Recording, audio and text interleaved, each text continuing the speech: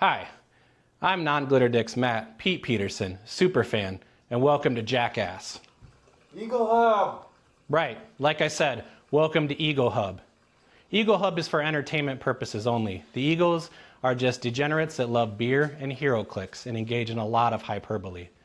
The drunken sentiments expressed on this show are not indicative of the Pacific Northwest as a whole, and if you get offended by something they've said, just remember, they've said something far worse about Daniel Schroeder. I am very happy to approve this message. Get wrecked, nerds!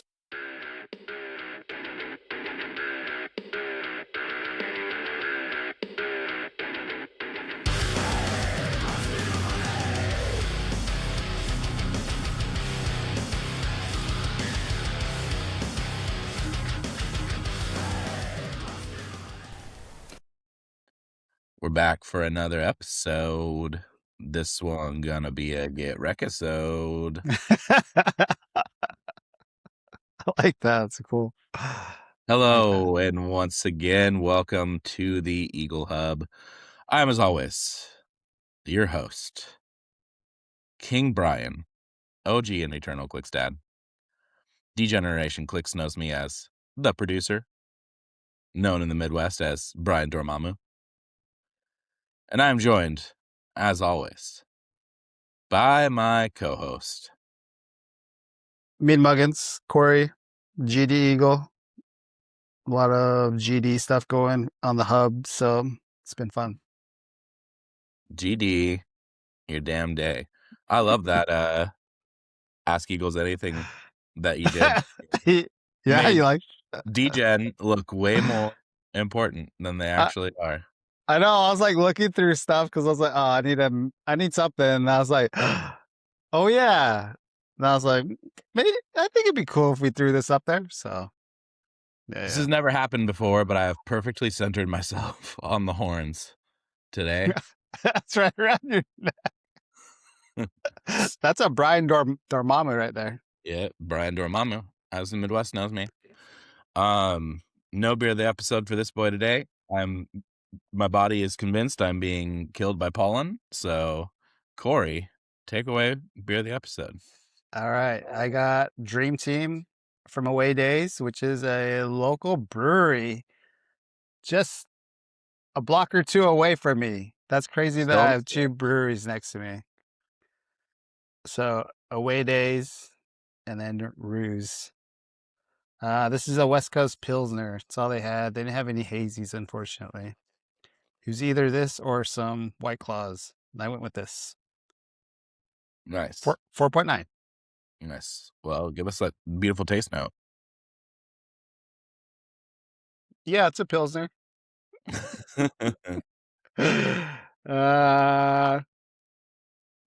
got a little bite aftertaste. Okay. That Pilsners do. What was Spotted Cow a Pilsner? What was Spotted Cow? Oh, it wasn't a Pilsner.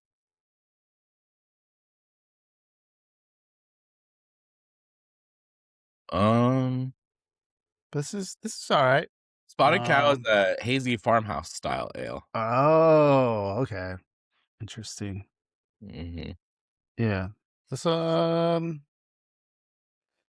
it's pretty good. It says to eat with their smash burgers. Oh, from Champs. So I guess that's the local food truck they have over there. Well, who are we? Who are we to disobey the Brewers? That's true. It's pretty good. The Brewers is the Major League Baseball team of Milwaukee, Wisconsin, where we were Clixmania at Adepticon 2026. Look at that. Damn. That fucking segue that I created there. That's Up maybe the best, dome. most professional segue that I've ever done on the podcast. Not diminished at all by me spending time bragging about it. Oh no. So last time we recorded, we talked about silver and we talked about duos. We've got the main event, the Modern Championship, and we've got silver pulps to talk about. I know Corey is really excited to get into silver pulp. Just the entire flight home. He wouldn't shut up about it. Just how much he loved it. It's But don't true. worry, Corey. We'll get there. We'll get All there. right. All right. All right. We just have to Thanks. we have to talk about modern first. And I know there's at least one person that's anticipating this episode because they left a message for us on YouTube asking when we're going to get to part 2. So, spoiler alert. There will probably be some Clixdad lecturing in here because got to use that Ruxin clip again. I put in so much work to get it. But for this modern event, only difference from just standard modern was Juice. Degeneration Clicks is scared of not having free actions. So there was no Beetlejuice. Other than that, completely normal modern tournament. For us, it was like just a Pacific Northwest modern tournament. That's true. As tradition has it, the one who goes first, or who goes worst, must go first. I am finally saved. All right. Modern. We're prepping for Loki's to be the main bad guy of this event. But no Loki's. There were 2 Lokis. Well, I did. Well, did I run against one? Can he run one? No. No, okay. I didn't run against any. So I played Jugs again, just because he's really good against not having his special powers taken away. Mm-hmm. He don't give a fuck. So I had him with Avatar Animal Man with the glider, which is back just so that homeboy could fly around, precision strike things, and get +2 to defense from melees. Nico's on all my teams except for Popper. She had Ring of TK. She brought in 3 one-shots that everybody plays with her. I also played a Black Panther Legacy. I threw Bloodstone just because Bloodstone, every time I played in Modern, I feel like everybody like banks off of healing. So I was like, all right, fuck you. We did You'll- also have what turned out to be wrong impression that Bloodstone really bones Lornean Hydra. Yeah. When rulings pop out today, whatever. And then I had Perdegaton, and I love him with Cosmic Cube. This is his last dance. So I was like, I gotta try to fit him in there. And then him with Cosmic Cube is fun because there's a couple of games where him turning off people's equipment really was a big play. And then Legacy Tri-Sentinel, just because he's so good. Sideline Halt Mutant, a Mega Level Threat Detective, so I can bring in another Tri-Sentinel against rogues or Prime John Stewart. I brought him in there. Crimson Band of Sedrak, one shot. Images of Icon, one shot. Shield of the Seraphim, one shot. We have the Abscissa to keep Jugs alive. Ares, because again, last dance to do the thing before the erratas. I had a Mimic, which is cool because it made a lot of people scared to pick things up. Yeah. They all heard about my D20 rolling of a D20, so they were frightened. And Prime Reverse Flash, because why not? Maps I had Alien Aquarium, Ancient Labyrinth, X Mansion, ran the Vibranium from Black Panther to pull stuff off people. The head just to turn off shit changes and stealth. And upper body because it's a free fortify of sorts. So Yep. yeah. I was gonna say one interesting thing to me is, playing here, we treat Mimic as like a solved problem, because like the good players here all just have Mimic solved. So it's interesting to go elsewhere and see Mimic be such a threat. So it was cool for me to see you catch people with Mimic multiple times. Yeah. I think it's bigger when people were playing like the 1x2s or 2x2s, but like not a lot of people, at least in modern, aren't playing them as much. Yeah. I feel like, or at least they forgot how to play against a Mimic. So I don't know. That might be it. So, but Because anyways, I've gotten so used to, I play Miles. Everybody knows how to get around Mimic. So it yeah. always for me feels like, well, that's just a wasted sideline spot. Went 3-2 on the day. Cracked top 16, but that was it. I had a good time. A lot of cool games. I feel like I had an Hadari team that I was wanting to play, that I was also play testing, but Yeah. decided to go with this build, which is more smash and bash. But yeah, I think the other team might have done a little bit better, but that's only because we didn't have as many Lokis as expected. But it's Yeah. fine. I had a good time. So a spoiler alert for the future, looking at your matchups, you played one of the people who had their mirror 300 game that happened in 15 minutes. You played them to time, and they scored 90 points and gave up 5 points. Just a piece of data for later.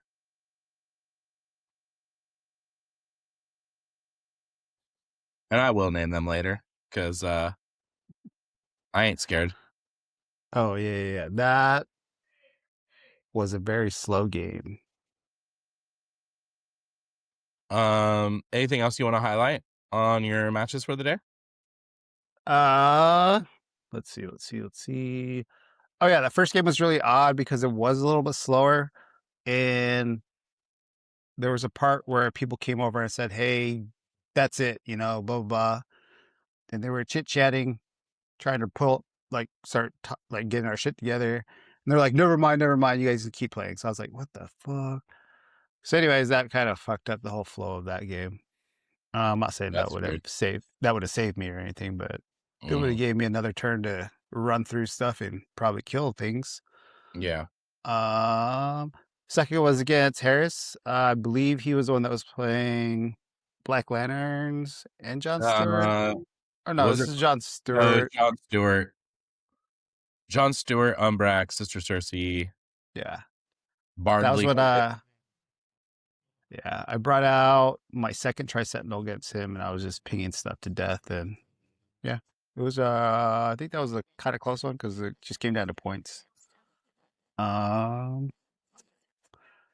Second, next game was against Joseph Ruffing. He was playing one man army Sentinel Beast with Avatar Animal Man on him. Yeah, it just took me so long to try to whittle this stupid thing down. I think I got him to a little bit past his second stop click. And then I was like, because in between there, he brought out that Magneto from X-Men 97, the one that says you can't do actions if you already have actions. So it slowed me down. But it was a cool game. I think I'll say like, That was a game where Juggernauts bailed your ass out, right? oh yes, big time. Like there was a move where he was trying to take out my jugs. I think he hit him with with that Sentinel as well, but he didn't have any penetrating damage, so it didn't really come into play. But I'm pretty sure I told him, I was like, yeah, he has like this weird thing where it's like Mystics, but it's unavoidable damage if you do penetrate damage to him. So I let him know. But there was this part where he tried to damaged the Juggernaut, and then Juggernaut didn't die because of what's her name, Absissa. So he took that feedback damage and ended up KOing his Magneto. And then from there, it was me winning the game because of that. But it was a pretty cool game to play. Next was against Jay. He was playing a Juggernaut as well, but it's the other one. The what set is this? Collector Strobe. He was playing him and Guy Gardner and Zala. He had a Black Panther as well, and then the Loki battery with Scarlet Witch. Yeah, this game was cool because I ended up placing. I waited until well, I didn't wait, but my rolls were pretty decent for Perdegaton. So he hit the can't oppositions within 4 can't use equipment. So I was like, this is the perfect timing. I have to go up there now. So Juggernaut carried Perdegaton all the way up. I popped Halt Mutant so that I shut everything down that couldn't move. So I locked them down for like a whole turn. And I'm pretty sure Juggernauts ran through everything up there, also doing the damage. But yeah, that was pretty big. While his other Juggernaut was already out running, trying to hit things and KO things. But yeah, that was a good game as well. We played on Brock's Bunker. And last game was against Matt Prignata. He was playing the whole Gauntlet Spider with Rogue Prime, Despero, Alfred, Perdegs, Red Symbiote, and Phoenix. Pretty much he's trying to pop that Spider-Man to take your stuff away right off the bat. And I think I placed his Phoenix away so he couldn't get another TK off on Spider-Man. So he had to wait another turn. But I couldn't get to him in time to do anything. But I took away his stuff, so he also lost all his equipments and things as well. Because he had to need my hammer to save. I'm guessing the Infinity Gauntlet or something. But it was just a fun game. It was very much like, you're playing your friend at a local weekly, and you're just rolling dice and having fun and talking a lot of shit to each other. So it was good times. There was this part where my Perdegaton locked down his Alfred, and his Alfred was trying to attack me. And he ended up hitting Perdegaton, and he was like super excited because Alfred's only an 8, I believe. And then I was like, he jumped up, he was like celebrating, he was super happy. And then right when he turned around, I looked right at him and I said, "Prob." And, and then his face just went, whoop. And then, but he ended up beating me in that game. It was fun though. It was good times. And that was my last game of the day. So you finished 3-2, 580 points. Yes, sir. Now we get to King Brian. 3-2, 820 points. Thank you very much.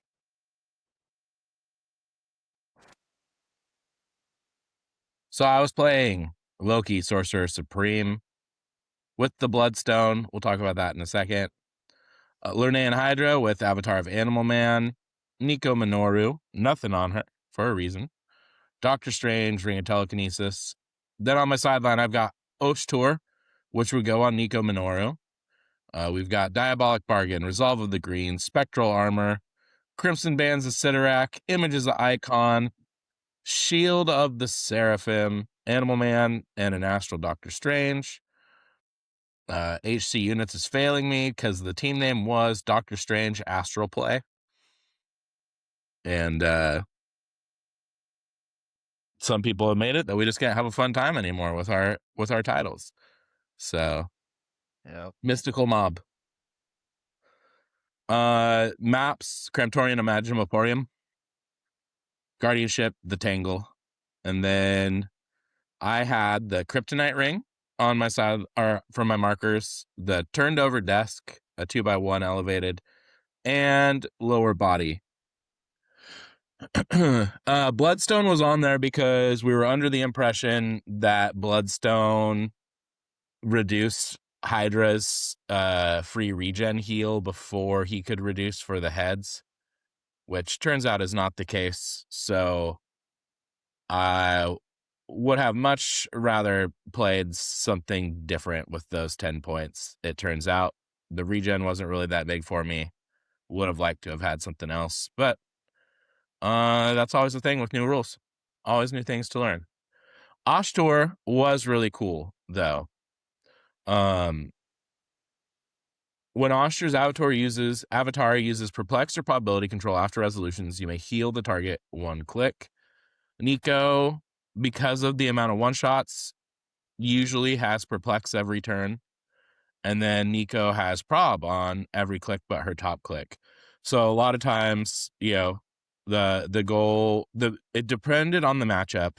If it was a matchup of a team that relied on a lot of special powers, say a rogue with destroyer armor, or Gauntlet Spidey, or a Black Flash and Spot, not Black Flash,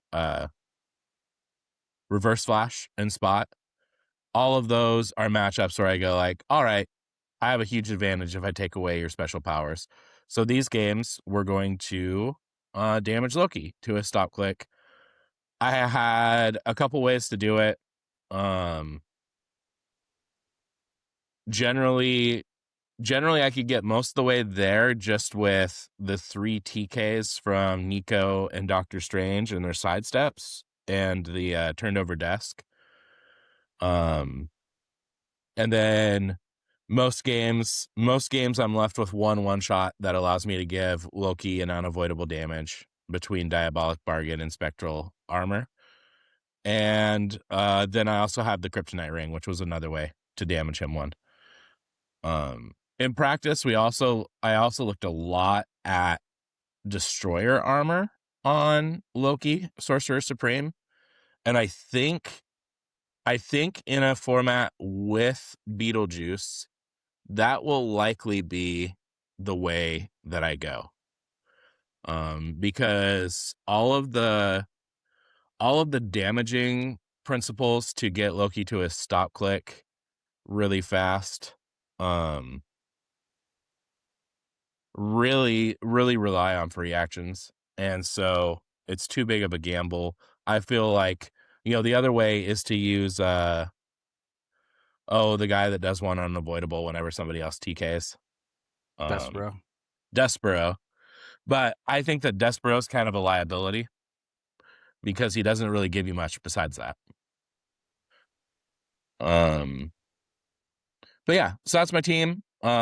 Nico is a surprisingly good support piece at 50 points.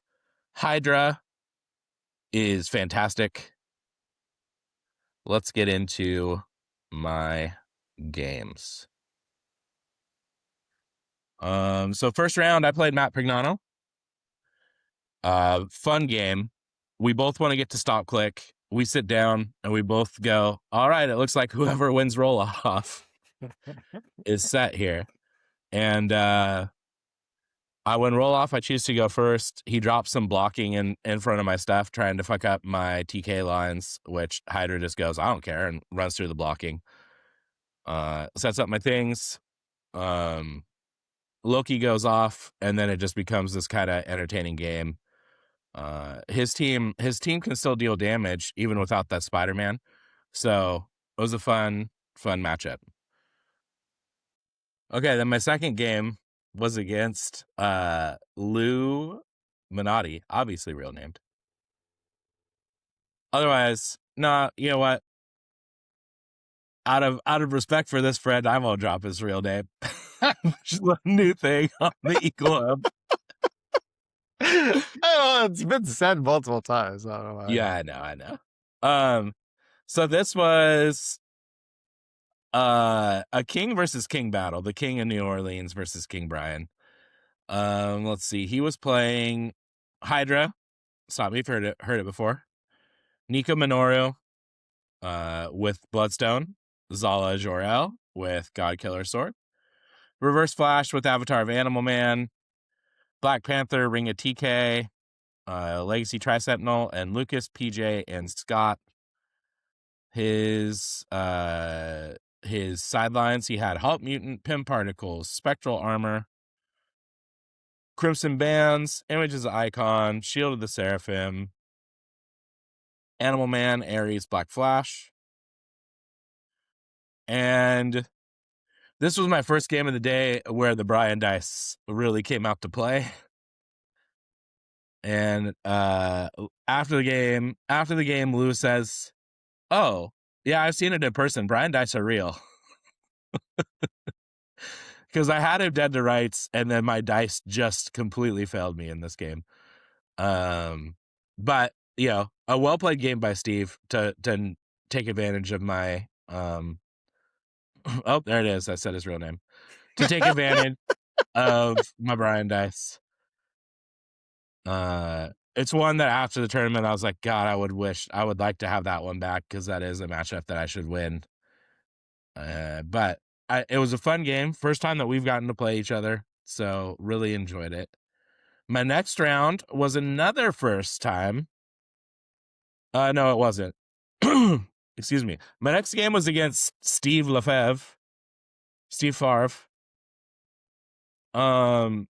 And he and I had a very funny game in that we ended up with our Hydras basing each other in the middle of the map. And neither of us really wanted to hit each other with their Hydras. And we lost literally 4 or 5 turns from both of us failing to break away from each other. Like, I had 3 probs and failed breakaway with my Hydra over and over and over. He had 1 prob, continually failed his breakaways. So our Hydras were just wasting actions trying to break away from each other and not doing anything. I was able to do some ring around the rosy with Rogue to keep Rogue off of my people. And the final score of that game ends up being 55-20. my lowest scoring win of the day. Fun match though. Like, he and I were laughing so much at just how ridiculous it was. Then that puts me in round 4 against Pat Frazier. First time getting to play Pat. Very happy to get to play Pat. Pat was playing an interesting team. It was Abomination Prime with the Avatar of Animal Man, Spot with the Godkiller Sword, Manifold, the Legacy Manifold with Ring of TK, Black Panther with the +1 longsword, Perdegaton with the Sinestro Core Ring, 2 copycats, Lucas, PJ, and Scott. He had 3 one-shots, Fortify, Halt Mutant, Web Swinging, and then Ares and Mimic on his sideline. Pat did the most interesting job of disrupting my my Loki plans of anybody all day, which was he didn't Perdegaton who people usually Perdegaton on my mix, and it really threw me off. And then he also placed some terrain in the way that made it hard for me to do my stuff. And he, with his Black Panther, took away both of my unavoidable one-shots, which was a really good move for him. His team has so many special powers that I said, I've gotta pop Loki against him. And so with all the stuff that he did, I could get Loki to one above his stop click, and then I could potentially knock him off, but it would require Hydra having to run out, like pick Hypersonic, run out, and pick up the ring of TK and bring it back to finish next to Loki and damage Loki for the last damage. And Pat had Mimic on his sideline, and I just could not justify running out Hydra and then just leaving Hydra out in the open if he made the Mimic roll. And it wasn't because of the way that I had to take my other actions. I couldn't drop Loki in a square next to it already to have like Hydra run through Loki to pick it up. So I had to pass to turn 2. Pat rightly read that he has to do something crazy right now. So he YOLOs across the map with his entire army, uses TKs to get my elevated way out of the way, and then locks down my guys so that I can't get Loki out to just like run over to the kryptonite ring. So I sit there and I'm looking and I say, like, Pat, this is the best tactical play anybody's made. I'm counting squares. I'm like, there's no way for me to get the support squad to the ladder. It would require like a breakaway roll and then like multiple TKs. So that doesn't work. What else can I do? And then finally, a little coin in my head drops and I go, oh, if I just miss spot, that's 2 damage. So I go, all right, Pat, I am going to attack your spot and miss with Loki. And so I roll. Loki rolls high enough to hit spot. And I'm like, I can't chance the super senses. So I prob myself. I hit again. I prob myself. I have to use all of my probs to get a miss. And then Pat looks at me and goes, do I have to prob you to hit my spot? Damn. Yes, you do. Well, He ends up, Brian dice kick in at that point, and he ends up not being able to prob me into a hit.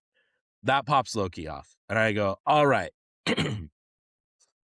We're in a good place now. The other thing that set off my pacing was because I was worried about the ring stuff. I did not drop a head off a Hydra on turn 1. So I was behind on getting Hydra to 7 heads as well. So the last thing that I do of that turn is like, all right, I've got that done. That diminishes Spot as an enemy. And it reduces but doesn't completely reduce Abomination. And I go, all right, I can still charge with Hydra and get a fair amount of damage out by choosing Close Combat Expert. So let's do that. Charge out, crit miss with Hydra. Which with like all I have to do is hit Abomination to get him off of the 6 damage I think he is on his top click. No, 4 damage, but it becomes 7 damage because of the way that he can copy everything with his copycats. Mhm. And his trait gives him a +1 to attack and damage against Hydra because Hydra has the monster keyword. So in order to survive, I needed to get him to click 3 so that he's a 3 damage instead of a 4 damage. Because at 7 damage, that means best case scenario, I'm still taking 3 damage twice, even if I drop 4 heads in the process, which is enough to KO Hydra. So I'm looking at it as like, I know I've got to get him to click 3. Instead, I crit miss, and then that just means, all right, if he flurries and hits both flurries, I'm dead. Which is what happened. So that was a rough game. I wasn't mad about it. Because it was a little bit of the dice bit me, but Pat also had a fantastic plan. And good grief, I don't think I've ever played against 2 copycats. And the copycats being able to just copy each other's copied powers is silly. So, because copycat can use standard powers other characters within range can use. So you put them 3 squares from each other, and then they just create this like overlap where they copy each other. It's really, really powerful. Mm-hmm. Nice. And that leads us into our last round. I play Ryan Harris, who you also played, Corey. Yes. He was playing the Prime John Johns. Stewart at 100. Yes. And Umbrax, I said, "Oh, my friend, this is bad news for you. I probably am the only person who might know these two pieces better than you do." Oh, yes. And that game was pretty rough for Ryan. My dice came around. I know how to deal with John and Umbrax. My team doesn't really get hurt by loss of keywords, and it doesn't really get hurt by loss of equipments. So I beat him 300 to 30, and apparently I was the only person who KO'd his John Stewart all day. Yeah. I didn't. Which I was like, dude, that's a great piloting of that John Stewart, because I love John Stewart, but John Stewart can go down like a soft cookie in the wrong environment. So that finishes my day. Wish I could take back my games with Lou or Pat and have the Brian dice not completely fuck me in those games. But you know, the combination of the low score in my game with Steve and then just not scoring enough points in my losses kept me out of standings. Even though, you know, my wins were, 2 of my wins were 300 and 290, having one of my other wins only be 55. And then my losses only be 130 and 45, just put me too low on the standings. Allows Miles for a little bit longer to brag about how he placed ahead of me. So, all right. There's things to talk about now. We'll get into the top 8, but there's an inciting. I'm sure many of you who are tuning in have been waiting for us to weigh in on this. There was a little excitement that happened during this tournament that included a couple DQs, some yelling, a person having to be escorted out of Adepticon for the day. And we need to touch on it. So it wasn't just what happened in the top 8, in the top cut, that led to this. And that's an important thing to understand here. During Swiss, Denny and Brody Bobeldick played each other and had a 300 to 300 scored game that finished in 15 minutes.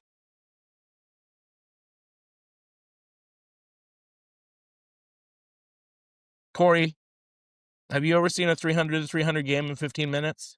No. I certainly haven't. No. Even playing as fast as I can, I've never seen a 300 to 300 point game. And dare I say, outside of the like 0.01%, the only way you're going to have a 300 to 300 game in 15 minutes is if you've planned it. And to add to this, I know that they planned it because they asked a judge to watch their game. To be like, see, we rolled dice, we made moves. And listen, I as people, I like both of the judges who were judging for Adepticon, but this should have been immediate DQ on the 300 game. Because it's clearly collusion. The fact that they have a script to do it does not change that it's against the spirit of the game, that it's abusing the standings of the tournament, and that it's collusion. Like, this is literally what collusion is. It's 2 people working together to rig the standings of a tournament. And it should have been DQs immediately. Should have been, hey, we need you to watch our game to make sure that it's legit because people are worried about it. Oh, 300 to 315 minutes? Hey, great script, guys. This isn't WWE. Here's a DQ for both of you. Yeah.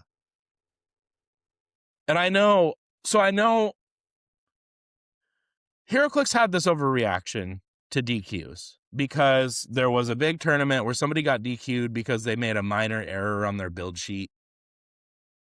And there was a whole overreaction in HeroClix to like, oh no, we need to be more welcoming. We shouldn't DQ people for anything. And that's a problem. The worlds that Chip and I went to, the same sort of collusion happened. Adam Friedman, Scott Crampton, handshake agreement. We'll roll off. We'll write our score down for 300 points. I'll give it to Denny and Brody. They at least scripted their 300 game instead of rolling dice. So congrats, guys. You are more creative than Scott and Adam. You're more creative than a bald man and a guy in a bathrobe. But this is loser shit. I don't care. I don't care if it makes it that you make top 8. It's loser shit. Have more pride in yourselves. Play actual HeroClix. If you pulled that at a tournament that I was judging, it would have been DQs for both of you because it violates the spirit of the game. It's clearly pre-planned. Not only that, it's just really disrespectful. It's disrespectful to the people that put on the event. It's disrespectful to everybody that you played before.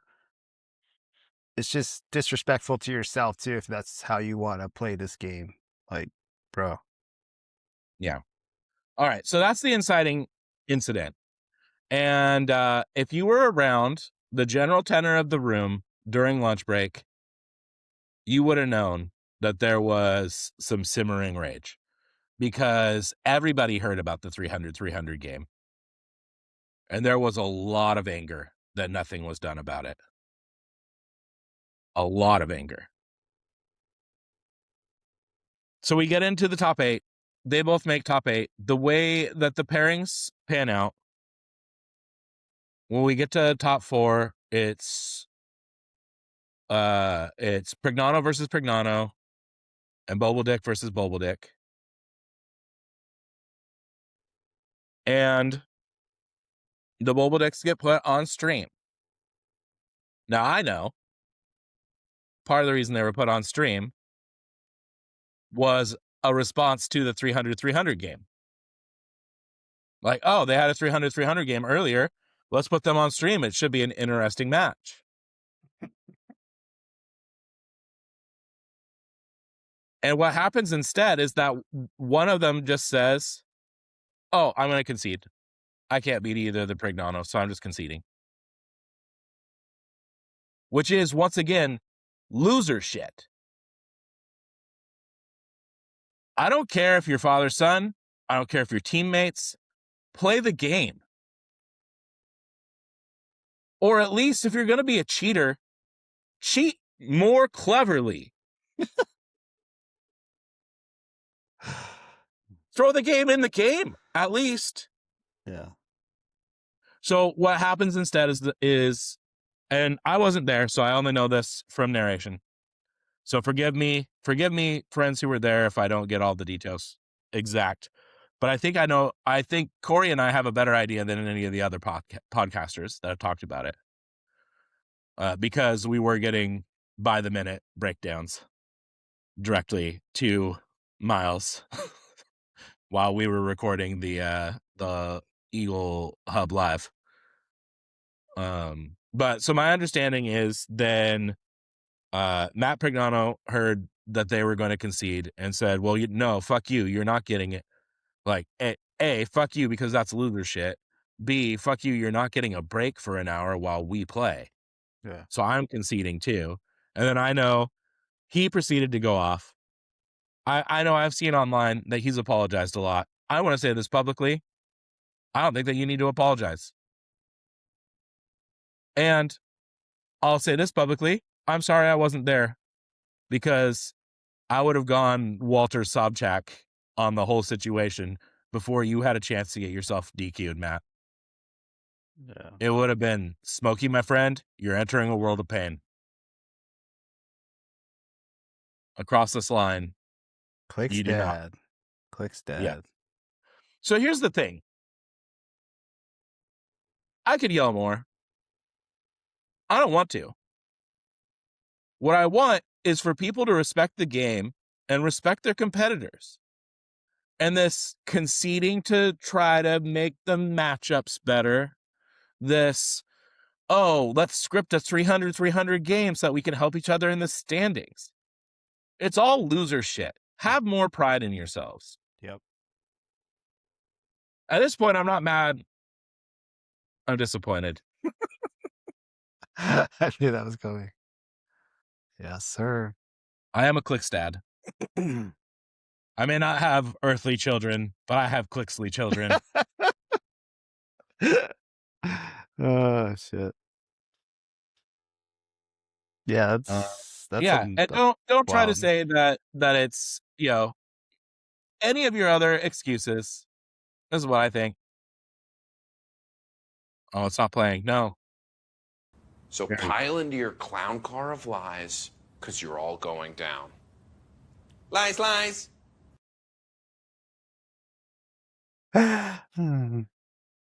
Oh, it's not scripted. We're just really fast players.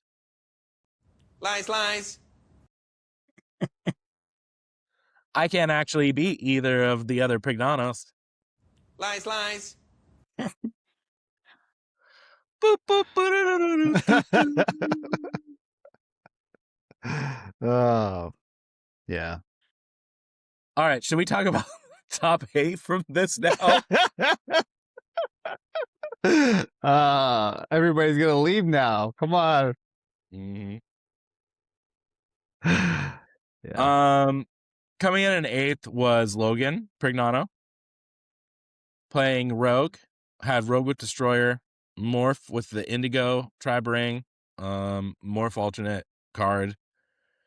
The No Defense for You Captain America, Black Panther Ring of TK, Perdags Copycat. Solid. Nice, a nice sweaty team. I appreciate it. 7th, we had Brendan Thao. Sorry if I said your name wrong, Brendan. I played Brendan in silver. Had a great time. He was playing Ulysses Bloodstone, my man. Dang. Ulysses Bloodstone with the Bloodstone, Caveman Wally West with the Longsword, Diana with Avatar of Animal Man, Reverse Flash with the Chain. Oh, hell yeah. Team up card Captain America, making all of these people Avengers. That's cool. I like that. And then the team up the Scarlet Witch from that same pack.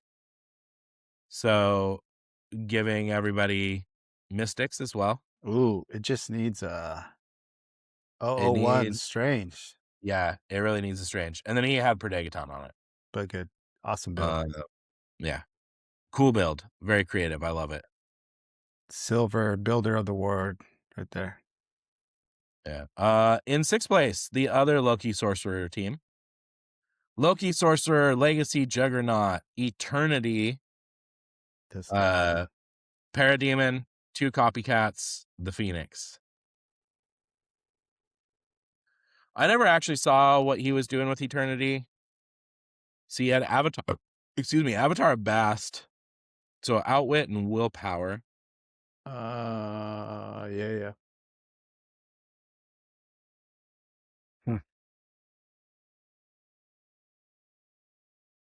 I'm not sure why that Avatar.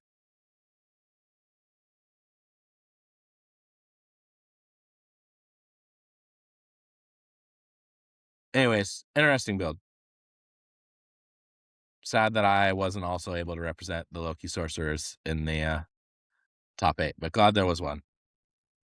In 5th, Matt Liner. Infinite Mob, excuse me. Infinite at 150 with the Avatar of Animal Man, Mogo, Giant Sinestro, Perdegaton with Biogram Image, Black Symbiote, Red Symbiote. Oh, Matt. Oh, Matt. Cute. Cute. Gonna use them Infinite Bombs to KO these symbiotes. Just throw them on Infinite. Throw them on Infinite. Jeez. And then it's just, fuck you, 160 plus points of my points are in one character. What are you going to do? Let's Ares bomb from over here. Yeah. Gross. With my giant reach 6. And he has Prob from Mogo. Jeez. Gross. And then he had Assist from Another World with another Infinite on the sideline, so he gets to pop off another 3 damage. Halt Mutant, Crimson Bands. Halt Mutant and Crimson Bands. Woo! Whew. It's a spicy meatball. Tis. All right. In 4th, Matt Prignano. We talked about his build because Corey and I both played him. Rogue. In 3rd, Denton Bobbledick. Kilseum. Captain America, Killiseum, Spot, Eternity, Avatar of Bast. So this Eternity Avatar of Bast thing was a popular combo, huh? I think they're teammates, so yeah. Okay. Yeah, I think it just gives Eternity Outwit, and then he also gets Parademon's Enhancement. That's all I can think of. I'm not too sure. I didn't watch any of their games. I mean, yeah, sure. Eternity can see through elevated, hindering, blocking. I feel like there's better things than Outwit. What do I know, though? I didn't make a top 8. All right, and then in 2nd place, Brody, Captain America, The Spot, Reverse Flash, Black Panther, Predaton, Copycat, The Phoenix, Lucas, PJ, and Scott, Sideline Black Flash. So let's see, who all has the Speedster keyword? Is it just Reverse Flash? Yeah, I think so. Yeah, interesting. It's a fine team. Captain Killiseum Cap and The Spot is a fun combo. I would have loved to have played this team though, because my God, does this team love special powers? Oh yeah. And then our winner, a true champion, Yeah. Ricky Prignano.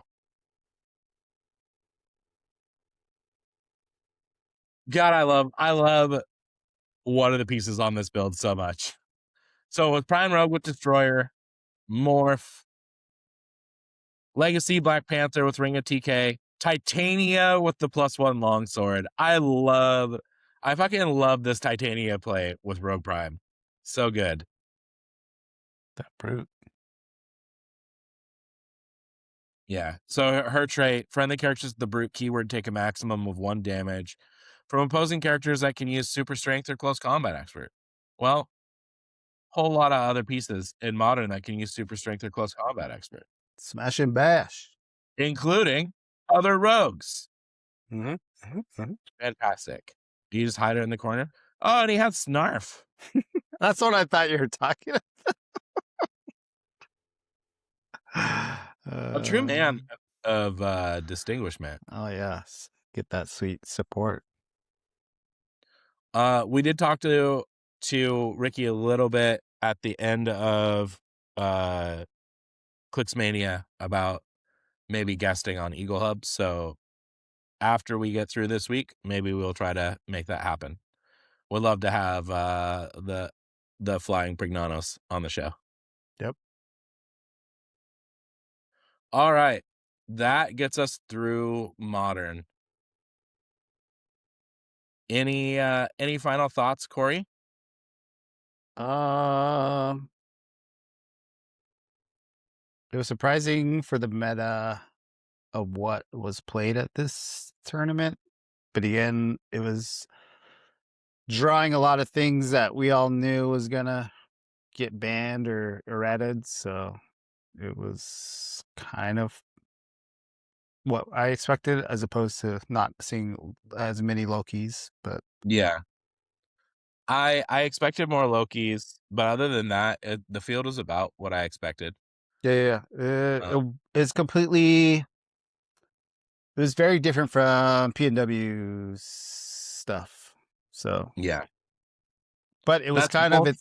it's kind of also its own thing because it Yeah. was, you know, over here it'd just be like random weird good shit, and then over there is like these are solid stuff, but I'm just gonna throw them Yeah. in a team. Yeah. I mean, I knew we were going to see an uptick in spots because of no Beetlejuice threat. Spot is one of those pieces that's really hard to play. I'm actually, the only thing that's interesting to me is just, and I think it's because nobody has completely cracked the code on Loki Sorcerer yet. So I feel like once the code is cracked on Loki Sorcerer, it's gonna change. It's gonna completely change what people play. But until somebody cracks it, I think there's enough players that are gonna stick to what's tried and true. Mm-hmm. And I was just gonna say the comparison to the Pacific Northwest meta is both a credit and a discredit. It would be great for our region to have more people be willing to play the good shit. Yeah. It would be great for our region to see more than one Rogue Prime, more than one Loki Supreme, more than one Beetlejuice. But our region also ends up with some creative plays because of that. So, Mm-hmm. it's a give and a take. I think there's a lot of room for growth with our region. I'd love to see it. I also know just as a whole, our play style is so much more aggressive. So much more aggressive.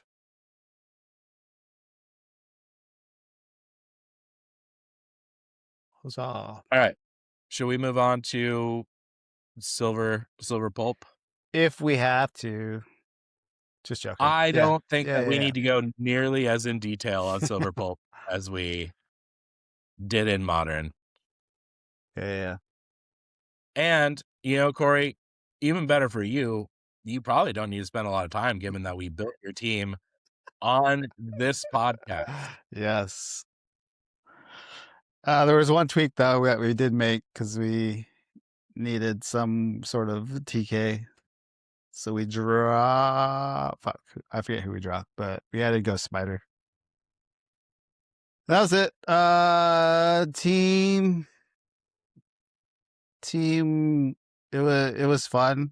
Getting Vortex the night before kind Oh, of yeah. ruined the meme of this team. So I was hurting.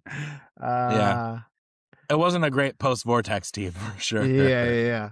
You needed more of a big dumb bitch build. I know. I needed a big.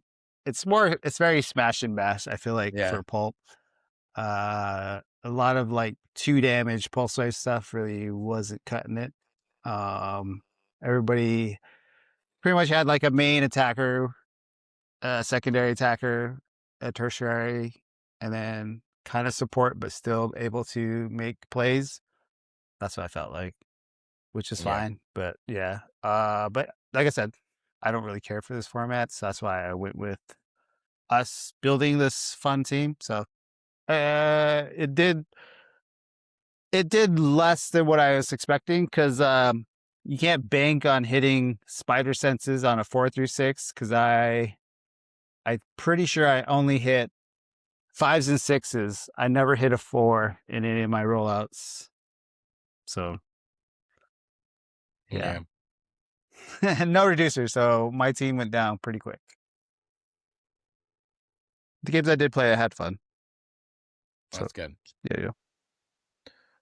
I played a variation off of the build that I played in Washington. It was Ronan, Hal Jordan, Kazar. So Clixmania added a restricted element to the silver pulp. We should talk about that at the end. I think it made the building scene much better. Oh yeah. But yeah, Kazar was my restricted piece. Orb, Red Widow. Red Widow was my new addition. I had the rally die Scarlet Witch on my last build who rally dies on ones. Replaced her with Red Widow because I felt like when I played it last, I just didn't have enough attacks. So let's just add more attacks because the way that I play this team is truly just potato. It's just, all right, all my guys are close to you, and now I've just charge flurry, charge flurry, charge flurry, charge flurry. Eventually, the Brian dice have to let up when I'm rolling this many attacks, right? The Nort, Dog, Spider-Man Noir, Despo, and Frenchie.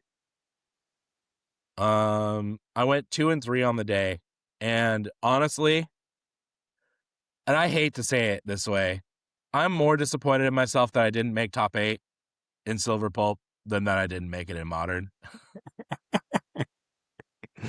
Which is, yeah. Yeah. The Brian dice, is that what happened? There was some Brian dice. There was, while I did not get vortexed, I was definitely a little foggy. Which hurt me later in the day. So, first round I played Maps Peterson on the stream, and my dice made up for every missed roll the entire weekend against Matt, which was just a vortex of like, all right, both of us have an orb. We want to roll ones. Time for me to just roll 10s plus on every attack roll for a game. So I win that 340-0. I played Looper the next round. Looper, like Matt, was caught off by how far I could get with orb. Oh yeah. So I took out his orb and his Kazar on turn 1.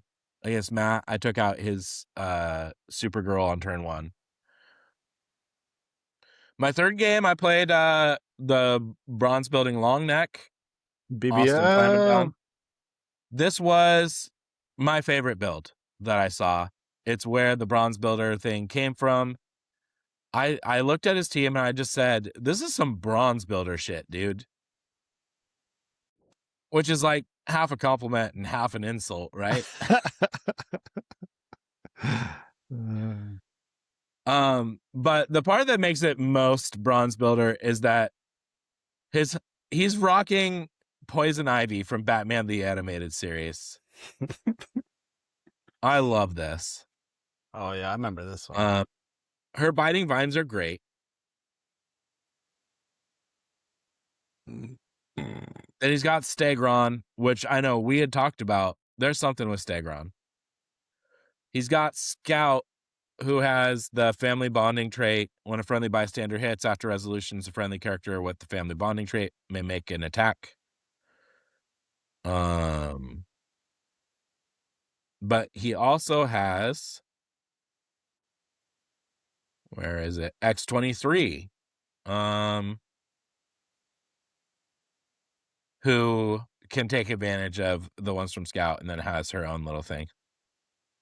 The Spectre. This was the one that got me, because he's got the Spectre giving the 2 damage mystics to himself, and then mystics to everybody around him. And I just I really needed to get Spectre out of there because Spectre was kind of a linchpin and like the easiest 50 points. But I was like, man, my flurry guy just dies when Spectre does 2 damage, though. Duke Thomas. Duke Thomas is so good. Oh yeah, that's a bronze right there. It's a staple. Yeah. Jason Masondale. which is like Point a denial. fine piece by himself, but it's also point denial because then you've got to deal with Demogoblin, Hobgoblin, or Jack-o'-lantern after you take him down. Same with Spectre. Spectre is point denial because when he would be KO'd, you replace him. Mary Jane Watson, point denial. So he has built in a lot of good, like, little defensive point denials as well as like his main thing. Yep. So I looked at it. I said, all right, Scout is the biggest threat to me. I've got to figure out how to get Orb across the map and take down Scout, which I did. And then I got a hit on Stegron, which was, it would have been much more optimal if I could have hit Scout, like KO'd Scout, and then KO'd Duke Thomas, which I knew. I knew that, like, for me to survive this game, Scout and Duke have to go. And he did a good job of hiding Duke in the corner in a way I couldn't get to him. The Brian dice kicked in later when I kept fucking missing Duke Thomas. I don't know how many times I missed Duke, but it was ridiculous. But it was a fun game. Austin's a great player. So while I'm sad that I lost that game, I'm not that sad because this was a great team. Nice. Then my next round was against Logan Prignano. Final score 395 to 265. This was the game where the Brian dice were just real bad down the middle of the game. Logan said literally in our game, dude, I don't know if I've ever seen worse dice rolls.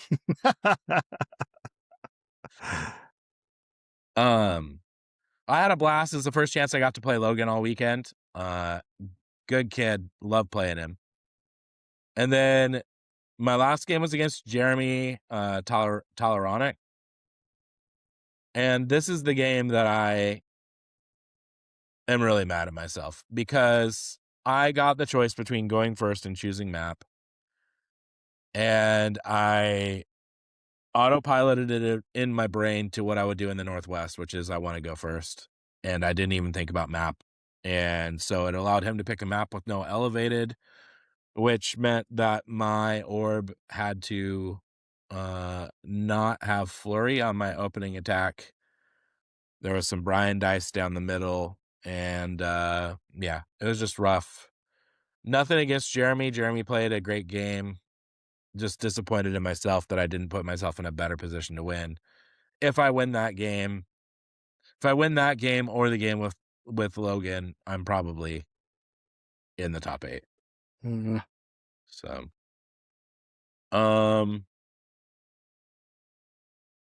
let's see. One fun thing. Top 8 featured 3 of the people that I played. Nice. Thomas Hubert, who I didn't play, also playing a Stegron build. I think he's on the same team as the BBL. Nice. Then Looper was in 7th. Kenny Minx, 6th. Kenny, you defied me. I was trying to keep you out of the top 8, and you did it, dog. Matt Liner in 5th with a Moreland build. Jeremy ended up 4th. Nice. With his detective team. Cool. Logan ended up 3rd with his Spider Punk team. 2nd was Ricky. I did like Ricky was running Primus. So Deadshot, Primus, Hal Jordan, Orb, Red Widow, Manifold, Mr. Mind, Teen Lantern, Madison, Black Manta Goon, Aunt May, Timebreaker. That's a whole lot of shit. I like it. And coming in first was J Major. Yeah. Blue Marvel at 150. X-Men SOP Storm at 70. Doing her Giant Reach 3 Quake with Exploit, which is a cool play. Yeah. We got Phoenix at 60 points. That's pretty good. We got the rare Nightcrawler, which rare Nightcrawler from X-Men 97, which I have thought this piece is like a underlooked piece. So I love to see that. Valerie Cooper, who I love. Red Lantern recruit. Stepford Cuckoo, and a Moloid. Nice. I love me some Moloids. That's cool. Congrats, Jay. Congrats, Jay, on winning Pulp. Sorry we're not more excited about it than we were about Modern. But yeah. You got a belt? You got a belt, and we did not. No. You got that on us. Good shit. All right, should we get into some questions, Corey? Unless you got a frittata. I suppose.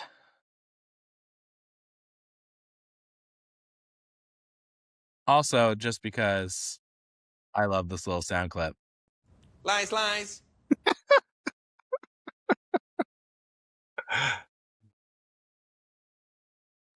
All right, let's see what we got in the Illuminati room. Beyond all of our discussion about some new music released today. Yeah, baby.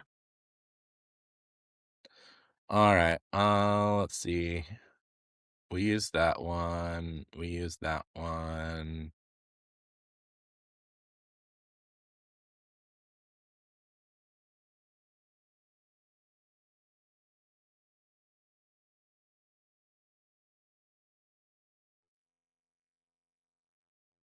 This one breaks my brain. I don't even know what it's asking. This is another submission from Miles. Give me a second. I gotta find for top land. Are constructs bystanders? I know Kung Fu. Just channeling frittata. Is this sword equipment? There it is. Her knockback ability. Do you choose the knockback oath for that as long as it's away from the attacker?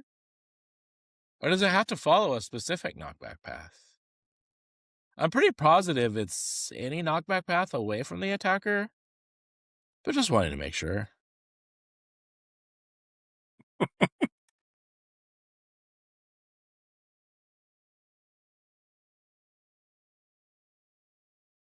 So do you choose the knockback oath for that as long as it's away from the attacker? Or does it have to follow a specific knockback path?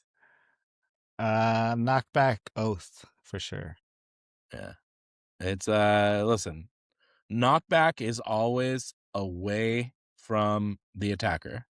And it's either a diagonal if they are not on the same row or column as you, Yeah. or a direct straight line if they are on the same row or column as you. It would be fun though to just be able to create your own knockback path. That sounds cool. Yes, please. All right. One more.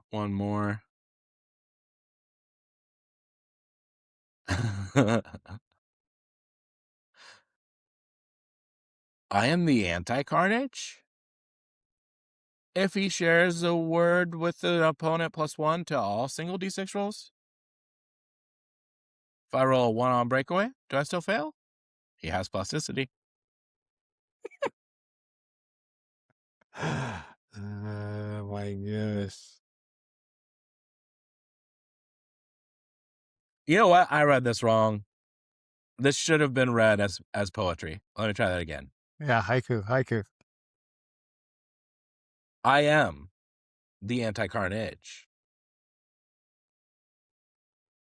If he shares a word with an opponent, +1 to all single D6 rolls. If I roll a 1 on breakaway, do I still fail? He has plasticity. That's a crazy way to Ask a question. Yes. It's all over And the place. none of them are questions. They all end in period. Yeah. They're all statements. Oh, jeez. Yes, you still fail if you roll 1. Yeah.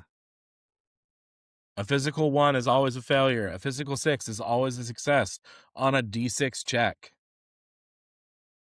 I'm not bad. I'm just disappointed. All right.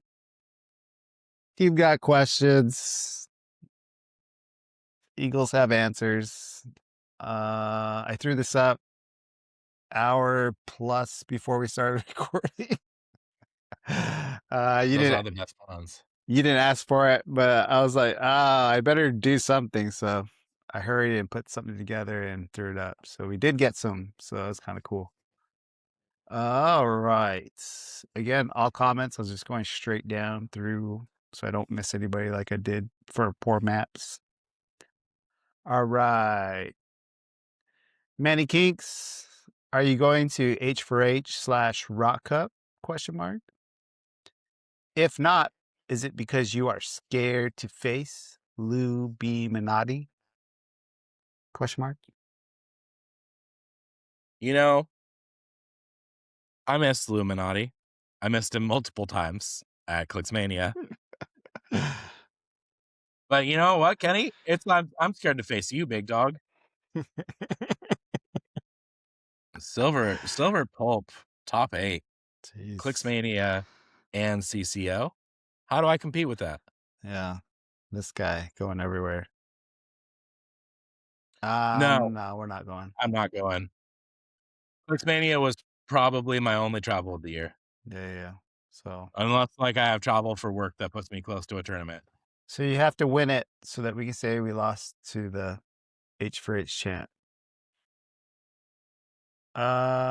Next question. Also, I'm boycotting Scott Porter. Eagles have long memories, Scott. I remember when you told us you'd come on our show and then you never did. We know what you did. You went on the Copycat show and said, "Get wrecked, birds." I remember. Pepperidge Farm remembers. Joe Pellegrino. How many times does a celebrity judge need to make awful rulings before people admit they're a bad judge? Depends on how much they pay our Patreon. That's the new Patreon tier. You can pay us to pretend that you're a good judge. Yes. It's gonna start at $69 a month. Perfect. Long-time listener, Edward K. What's next for the dynamic duo? Question mark. Next big event? Question mark. Well, funny you ask. We got a couple things coming up. One, I hear rumor there's going to be a ROC regional. I'm not at liberty to say any more than that I've heard a rumor. But that will probably be our next thing. And then I am hard at work with a couple other people to try to get Clix Camp 2026 figured out. I hope to have more this month so that we can have people start marking their calendars for that. Oh, yeah. And Corey can start designing graphics for us. Yes. Fuck AI. No AI slop here. Speaking of that, Clay Wood, first time question asker, I think, right? Yeah. Known collaborator with Corey on HC units. Yo, it's a homie. He asks a very important question. Why are there so many strip clubs in Portland? Question mark. Is this a viable option to pay for my HeroClix habit? Question mark. Why are there so many? Real answer, because Portland's at its heart is still a port town, and it likes to show it.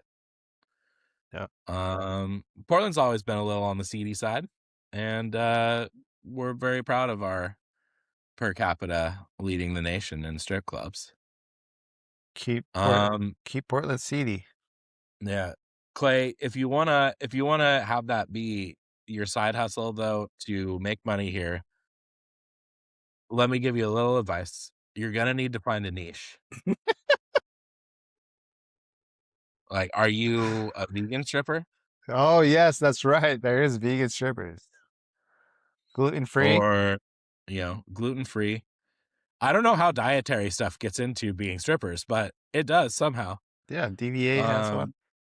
So you're gonna have to find your niche. Devil's Point, which is just down the road from me. We can get you an intro. Yeah, there's what's that place next to me over here? I forget. Let's send them to Mary's downtown. Why did you track so many frittatas? It's just a way of being. Why do you wash dishes? Yeah, answer that. Next up, Charles Conson. I'll ask my question next week. Oh, this guy. Not trying to give us anything. I'm down.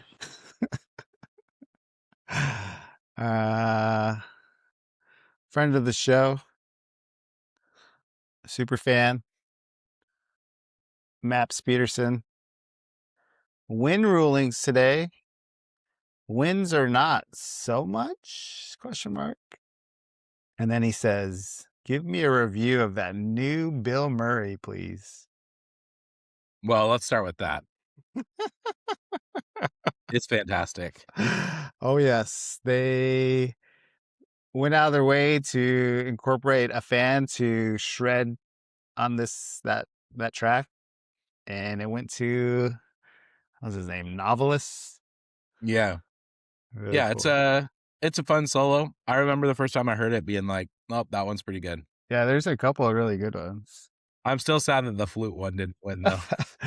I'm sad that they didn't get that little girl with her weird anime guitar. It was just like learning how to play. Win rulings. Nothing too surprising. The Black Flash one's kind of weird. Goes against the comprehensive. But there's a new comprehensive coming out soon. Yeah, there's been a new comprehensive coming out soon since I started playing again. Yeah, they should get that fixed. Other than that specific Black Flash ruling, I thought most of them were pretty straightforward. Happy to be proven right that unavoidable damage does still trigger the Hydra, unlike how some celebrity judges ruled a certain effect. But pay us $69 a month and we'll say you were right. Yeah, that's how you guys do it. 2 more questions. Dylan Disney. What's up, Dylan? Our beer mule from Wisconsin. Or I guess Oklahoma. The Oklahoma beer mule in Wisconsin. Yes, thank you. What do you guys think takes longer?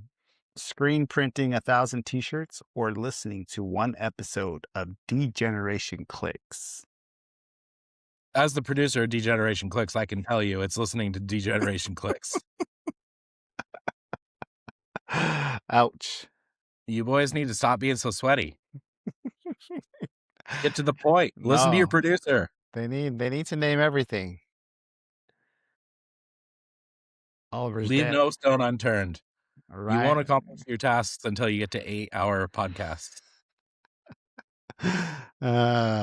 Last question from Will. Man bet. How is that Pete couldn't escape a jelly bean vortex when jelly bean wasn't even there? Seems supernatural. It is supernatural. The jelly bean vortex is it's a force in nature, but we got to be honest. Pete might not have missed it, but even more so, Corey got. Yes. This guy lost his glasses for like 2 days. 2 days. Found it. Mhm. Hugging in between 2 furniture items. Jeez. Yeah, that's it. Had to be squints for silver pulp. I know. That wasn't good. Well, Also, cut you off. I just gotta tell you, I cut you off from spending another $15 on the jukebox at that bar. that's crazy. It went by so quick. So I just remember picking songs, and we had like so many credits, and then all of a sudden, like all of them were taken. So I was like, oh, good.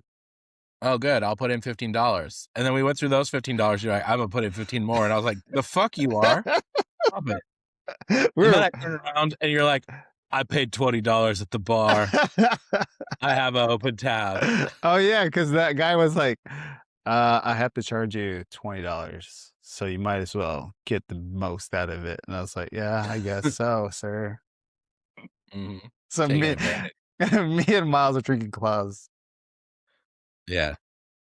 Well, by drinking claws, you mean contributing them to the floor. And the most just embarrassing game of pool Yes, that was bad. that's ever happened was the Miles versus Amber game of pool that halfway through I was like, bro, I gotta step in, and I'm not good at pool, but this is so embarrassing that I have to step in. Oh, jeez. That was fun though. It was a good time. It was a good night. I hope to repeat it next year. Yes, let's do it. Hopefully more people will show up. More unique players. Yeah, so we'd have more than one unique player. Yes, exactly. Kenny Minks, unique player. Where's his award? Yeah, we should bring him a unique player award next year. Oh yeah. Yeah. He'll wear it too. Because he's down. The Steel Frittata unique player award. Perfect. That's it. That's all the questions. All right. Well, you've made it through another episode of the Eagle Hub. Until next time. Get wrecked, nerds. Get wrecked, nerds. Lies, lies. Abolish ICE.